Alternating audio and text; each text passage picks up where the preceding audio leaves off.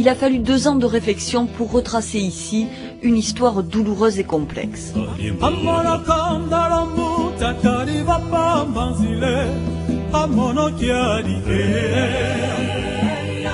parle beaucoup de la traite des Noirs et de l'esclavage, non seulement à Bordeaux, mais dans tous les ports de l'Europe atlantique. Et en réalité, très peu de gens connaissent cette histoire. Par définition, les esclaves ne possédaient rien, et donc on n'a pas d'objet ou de traces matérielles vraiment de cette histoire.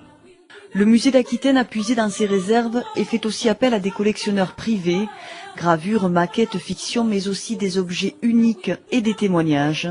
Ce journal de bord du capitaine de la Licorne, navire négrier bordelais, entre 2 considérations banales sur un temps ou une mer calme, le viol des femmes esclaves.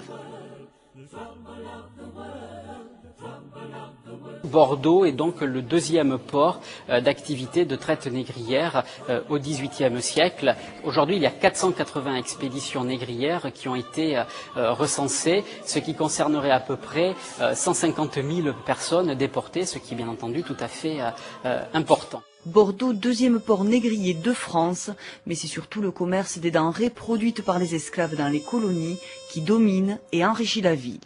Au XVIIIe siècle, Saint-Domingue, premier producteur de sucre de la planète, assure 80% des importations bordelaises, commercialisées ensuite dans tous les ports de l'Europe de l'Ouest. Saint-Domingue, Eldorado des Aquitains, il représente près de la moitié des planteurs. Le XVIIIe voit l'apogée du système esclavagiste européen. Paradoxalement, c'est aussi l'époque où les mouvements abolitionnistes prennent de l'ampleur. L'esclavage suscite de fiévreux débats. L'exposition clôt ce chapitre sensible sur une note positive, l'abolition mais aussi les héritages, l'apparition de nouvelles cultures, littérature créole, musique. Un grand mur d'images immortalise les Bordelais issus du métissage.